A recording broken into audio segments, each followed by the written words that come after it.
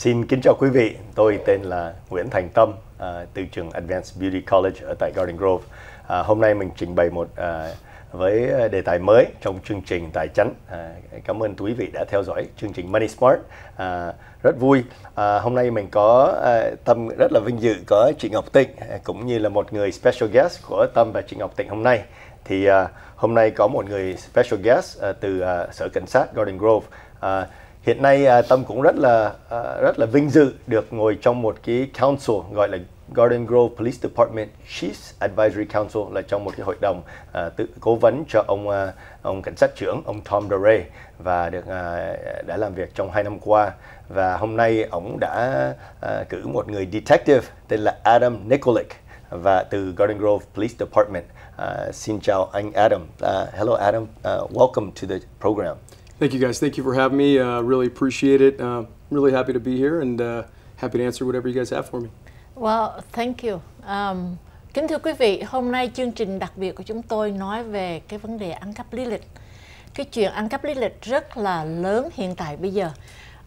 Mặc dù những cái lối mà họ ăn cắp lý lịch qua thùng thơ hoặc là hay là giỏ rác này nọ thì ít đi, nhưng mà ăn cắp lý lịch ở trên online thì rất là nhiều, hoặc là internet. Thì hôm nay chúng tôi hân hạnh được mời ông gọi là thám tử của Garden Grove đến để tham gia buổi nói chuyện ngày hôm nay. Okay. Detective Nikolic, today in our Money Smart program, we will be asking you several questions. The first question I wanted to ask is learn a little bit more about your background. Please share with us and your journey on how you became a detective for the Garden Grove Police Department. Sure. Yeah, I mean, essentially, I was hired by the police department.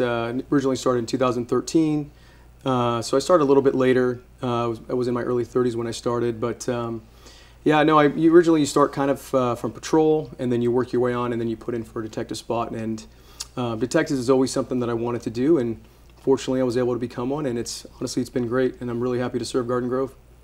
Wow, that's wonderful. Okay, why don't we just start with our question? Yes. Our first question for you today is, identity theft has been on the rise. Both Ms. Ngọc Tịnh Nguyen and I have been victims of actual identity theft. And we wanted to ask for you, from a detective perspective and the police department perspective, what steps can we take as a victim, and what advice would you have from the police department? Sure. Fraud is definitely something that's definitely on the rise, especially with COVID-19. Seems like everything's, exponentially increased. Some of the things that you guys can do to essentially, protect yourselves, because there's a lot of spam emails, or with what we call phishing. Essentially, someone will get a phone call, someone will pose either as like a utility company or something to that effect, and essentially start asking for personal information.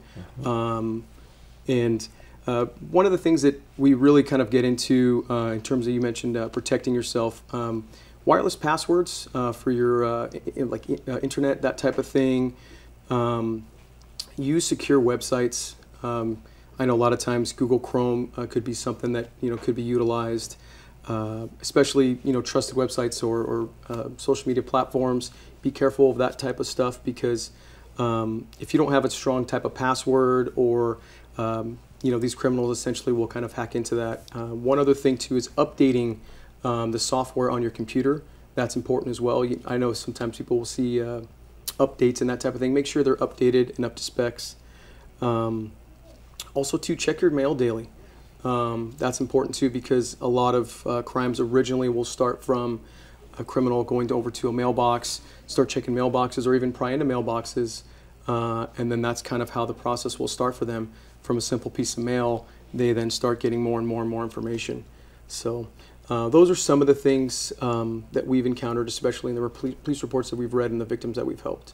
Thank you so much. Allow me to translate real quick. Sure. Sorry, I know that was probably a lot. No, it's okay. I can get it. Thưa quý vị, theo ông Detective Nicholas, ông có nói thế này: nếu quý vị, trước tiên để mà bảo vệ cho quý vị, thì hiện tại thứ nhất á, là mình phải canh chừng những cái phone call mà họ gọi tới, mà họ nói họ đe dọa quý vị thì quý vị phải ghi xuống tên và không có trả lời bất cứ một cái gì qua điện thoại, không cho họ biết bất cứ gì cả. Hoặc là cần nhất hiện tại bây giờ là cái quan trọng nhất hay bị ăn cắp là trên internet. Thì trên cái internet quý vị bảo vệ cái password, cái bảo mật của mình, để không cho ai biết cái để mình kêu là password của mình vô trong đó, và tiếng Việt mình kêu là bảo mật, phải không? Hoặc là khi mà mình làm cái password của mình phải làm rất là khó để người ta có thể ăn cắp được. Với lại mình phải cái computer của mình phải update cái software của mình, nghĩa là nếu quý vị không có rành về computer thì nhờ con cái mình update nó. Mình với lại theo ông nói, theo ông Nicholas nói rằng là mình phải kiểm soát cái email của mình hàng ngày. Tại nhiều khi mình bỏ quên lâu quá, mà nhiều khi những cái chỗ khác họ dùng cái email của mình họ để ăn cắp cái lý lịch của mình. Quý vị phải kiểm soát là email của mình mỗi ngày. Cái đó rất là quan trọng, nghĩa là phải update cái password của mình ở trên, cũng phải thay đổi cái password mình lâu thay đổi một lần, chứ đừng có dùng hoài một cái password. The next question that I have, Detective Nicholas, that our audience has would be, what types of documents would the Garden Grove Police Department that you would need for us to provide if we happen to unfortunately fall victim of this ID theft or this situation? Yeah, I mean, some of the basic documents, I mean, basic information, driver's license, social security number, that type of stuff. That'll be more on like the basic side, but depending on the specific crime that you have, say specifically if it's a credit card fraud or any type of bank fraud, the bank statements would be very, very helpful. Credit card statements would obviously be helpful. Any type of checking information, because essentially we have to start at a certain point in our investigation, and the first things first is to identify the specific accounts that we're looking to either write a search warrant for, and then try to track that to see what account or wherever it was deposited to, and then track that to the suspect. Trước khi Việt để em hỏi câu hỏi bằng tiếng Việt để quý vị, kính thưa quý vị, vừa rồi Tâm hỏi ông Nicholas là về nếu mà trong trường hợp mình đã là nạn nhân trong trường hợp này, mình cần giấy tờ gì đối với sở cảnh sát? Thì ông biểu là mình phải, khi mà mình đem những cái tờ tới cho sở cảnh sát thì cần nhất đem cái driver license của mình, cái social security card nếu mình có, hoặc là mình đem cái bank statement nếu mà mình bị ăn cắp trong cái account của mình, hoặc là mình đem cái credit card statement nếu mà mình bị ăn cắp bằng credit card. Những cái đó nó rất là quan trọng, mà họ có thể dùng những cái đó để họ có thể giúp mình. Hiện tại bây giờ tất cả những cái internet là người ta cũng hay ăn cắp ở trên cái internet, thì cũng phải là cẩn thận cái chuyện đó. Cảm ơn chị. Thank you, Detective. As we continue our conversation and learning more on this important topic, I'd like to ask, what crime statistics that you may have from your Garden Grove Police Department, if any, in regards to things that you're seeing in terms of the numbers and data around this? Sure. I was fortunate to be able to reach out to our crime analyst, who honestly is, probably one of the best in Orange County. She's amazing.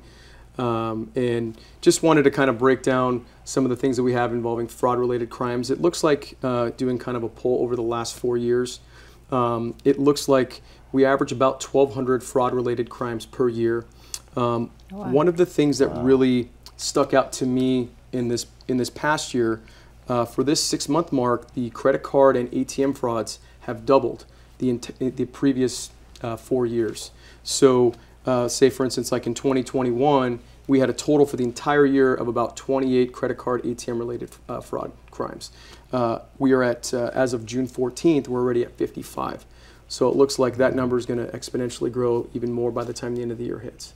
Thưa quý vị, vừa rồi Tâm hỏi ông Detective là trong sở cảnh sát mình có mấy cái thống kê hoặc là con số gì để liên quan tới mấy cái vấn đề này không? Thì ông trả lời là có một cô làm việc trong sở cảnh sát của Garden Grove, là một cô mà có thể là giỏi nhất ở quận Cam trong 34 thành phố về cái vấn đề này, và cô có gửi cho ảnh một số cái con số.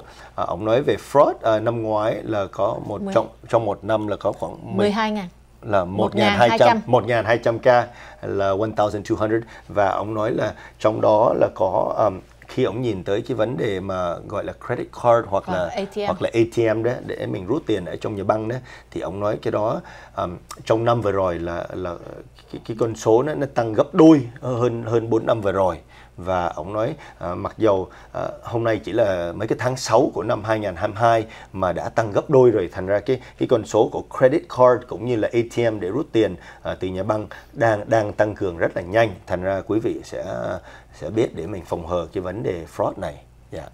Chúng tôi sẽ trở lại với quý vị sau phần quảng cáo để có thể sau đó thưa với quý vị thêm cách thức để mà làm sao để tránh